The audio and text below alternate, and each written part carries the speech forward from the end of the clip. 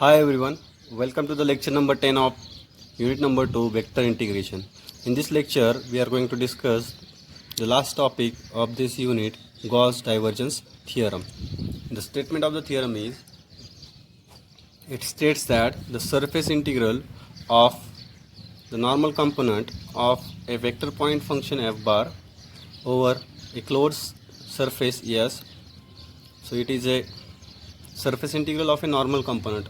This we have already defined in the definition of surface integral of surface integral. Okay, over a closed surface S is equal to the volume integral of the divergence of f bar taken throughout the volume V enclosed by the surface S. It is written as, mathematically it is written as the surface integral of the normal component of f bar. This is the normal component of f bar. This also we have discussed, equal to the volume integral of divergence of f bar. This is the divergence of f bar, del dot f bar, over the volume V. dV means dx, dy, dz, triple integration. V is the volume enclosed by that surface. Whenever we have a closed surface, it will enclose some volume, and in Stokes theorem we have surfaces of the type open surfaces.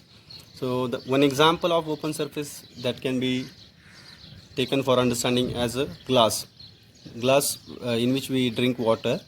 That glass is open surface, right? It has one end open. So whenever some end of the surface is open, such surfaces are open surfaces.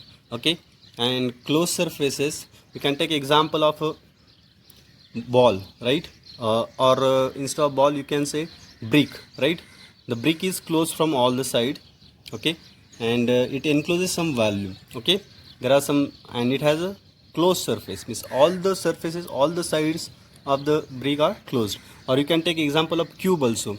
Okay, the cube has 6 spaces. Okay, or dice you can take dice which we roll in the experiment of rolling a dice.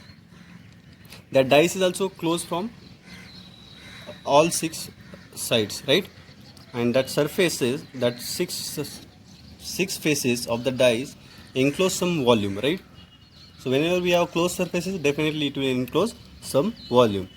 So in divergence theorem we have closed surfaces, and in Stokes theorem we have open type of surfaces. Okay, fine, hope you have understood this.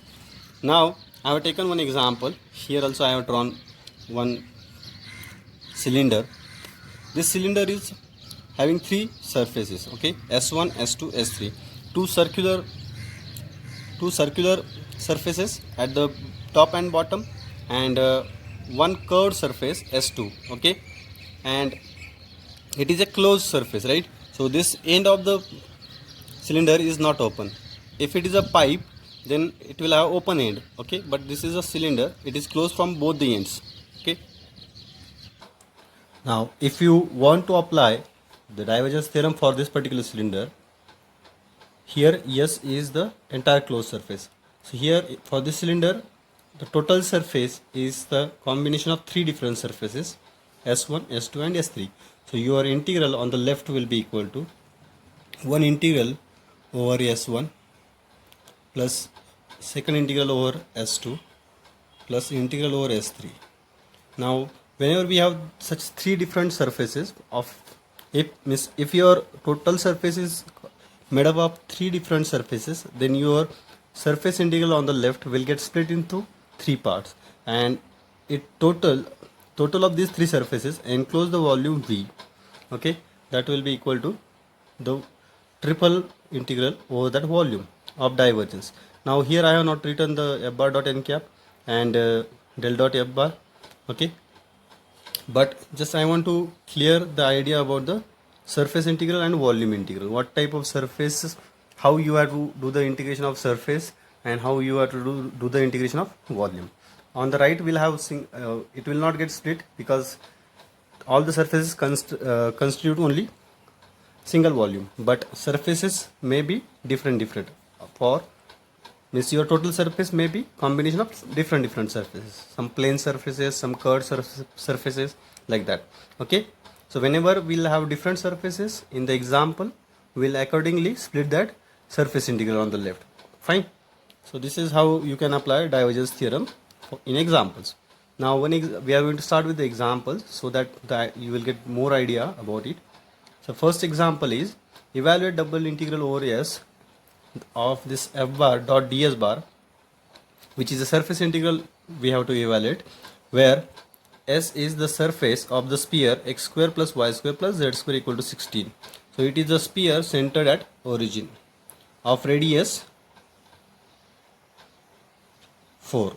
Okay, so this is that sphere.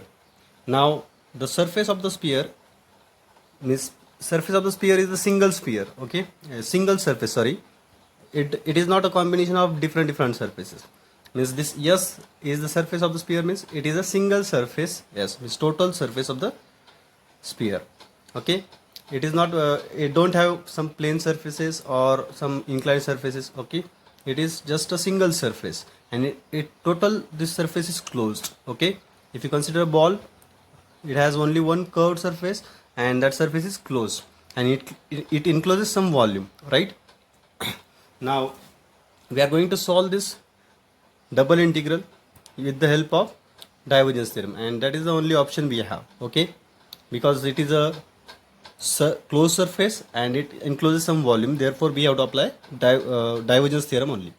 Therefore solution: by Gauss divergence theorem, the surface integral S of f bar dot ds bar equals to triple integral over V of divergence of f bar dv.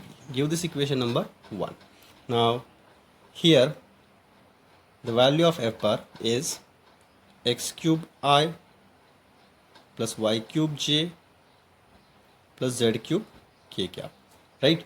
Means for calculating the surface integral, we are going to calculate the right hand side, that because we don't have any other option to do. So for determining right hand side, we have to calculate divergence of the given f bar. So let us calculate it. So when we'll apply definition of divergence of f bar, we'll have this situation there: del by del x of first component, that is x cube, del by del y of second component, that is y cube, del by del z of third component, that is z cube. And when we find their partial derivatives, we'll get 3x square plus 3y square plus 3z square, which is equivalent to 3 times x square plus y square plus z square. Now use this value in equation 1. On using in 1, double integral of f bar dot ds bar equals to triple integral over V, this is over S, 3 times x square plus y square plus z square is the value of divergence of f bar, and dv will be dx dy dz. Now this volume is the volume of the sphere, and this is triple integration. So this type of problems also we have done in previous semester in multiple integral. This is a volume problem and the region of integration is sphere. So for sphere we have spherical polar transformation. So we are going to use them. Put x equal to r sine theta cos phi, x equal to r sine theta cos phi, y equal to r sine theta sin phi, z equals to r cos theta. Okay, and this is the complete sphere, right? Also the value of x square plus y square plus z square equal to r square.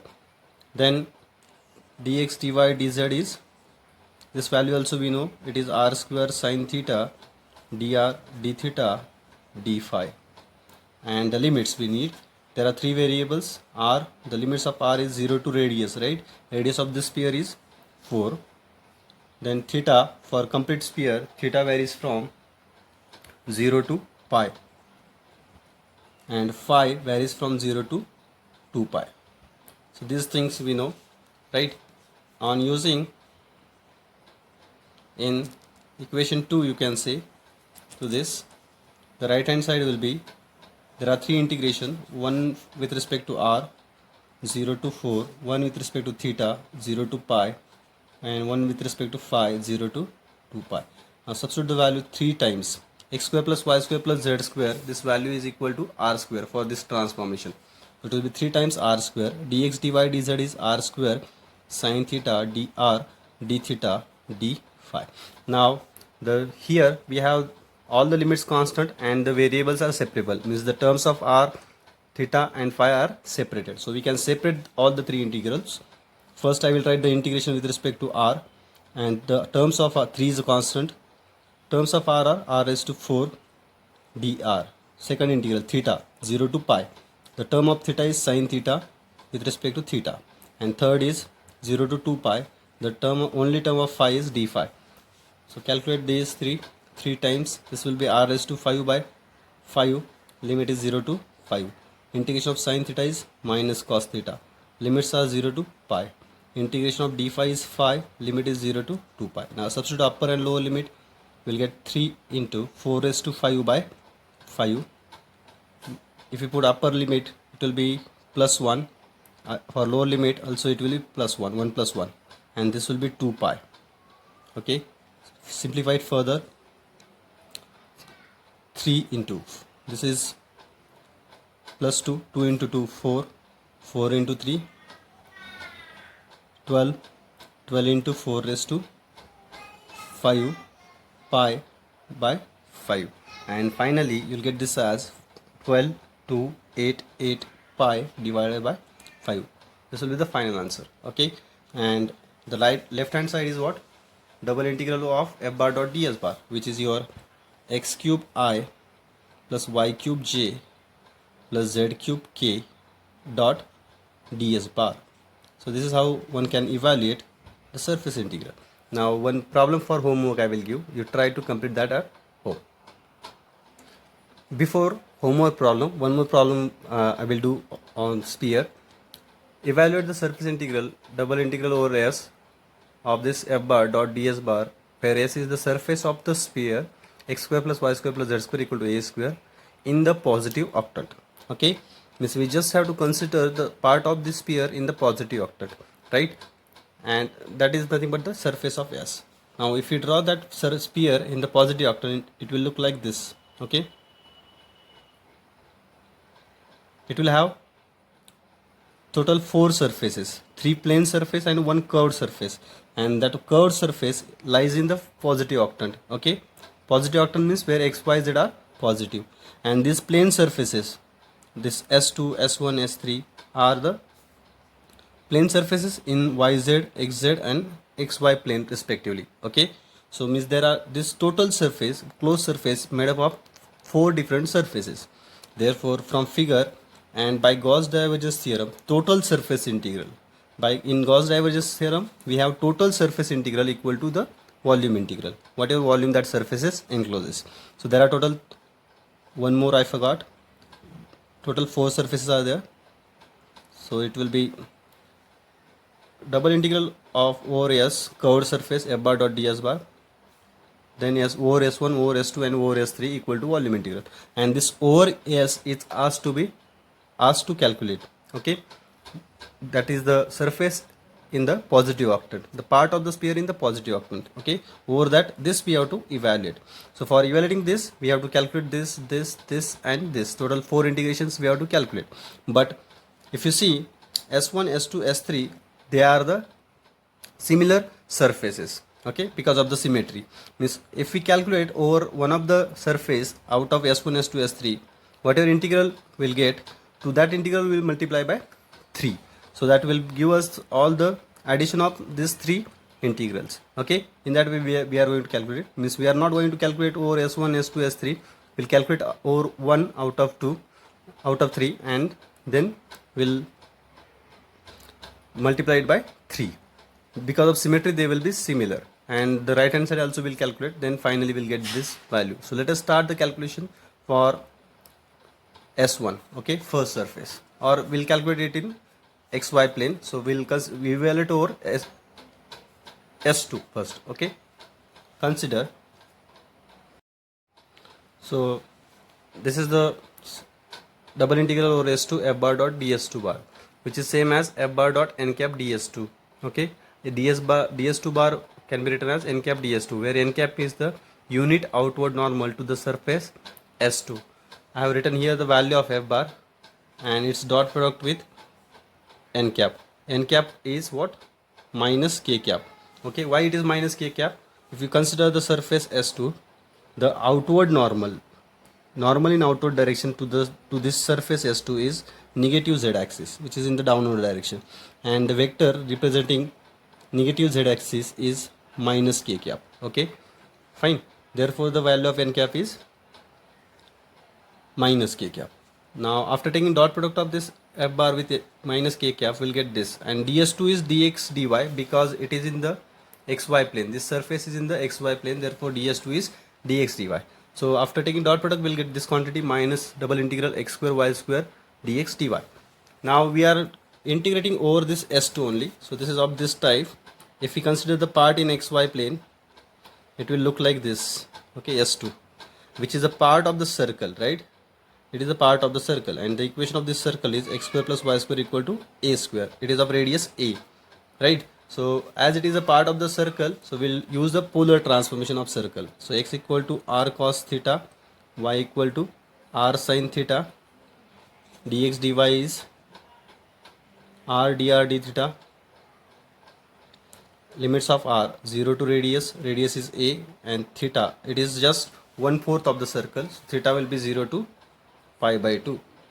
Now on using this in above equation, we'll get, so this will be the value we'll get, x square, that is r square cos square theta, y square r square sin square theta, dx dy, that is r dr d theta, and the limits of r and theta are 0 to a, 0 to pi by 2. Again both limits are constant, and here also we have the variable separable, that is terms of r we can separate from terms of theta. So separate two integrals, so it will be minus 0 to a, terms of r square r, that is r raised to 5 dr, terms of theta 0 to pi by 2, cos square theta sin square theta cos square theta d theta. Okay, so the first integral will be r raised to 6 by 6, 0 to a. The second integration can be solved using reduction formulas. Both power are even. Okay, so in the numerator we'll have 2 minus 1, that is 1, 2 minus 1, that is 1. Addition of both powers, 2 plus 2, 4. Reduce it by 2, so 2 into pi by 2 because powers are even. So this is how we can solve using reduction formula. After putting upper limit, here we'll get minus a raised to 6 by 6. This answer is pi by 16. So finally it will be equal to minus 5 a raised to 6 by 16 6 are 96. So this is the value of the surface integral over S2. The same value will get over S1, S2 because of the symmetry.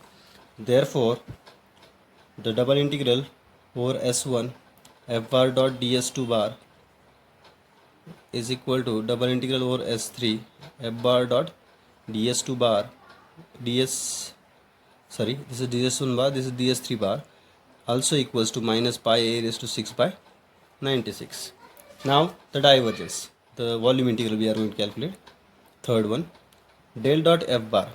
If we calculate del dot f bar, it is equal to del by del x of y square z square, del by del y of x square z square, del by del z of x square y square. All the derivatives are 0, so divergence will be 0, and hence triple integral of divergence over dv, these are the definite integrals, so it will be 0. Definite integrals of 0 is 0.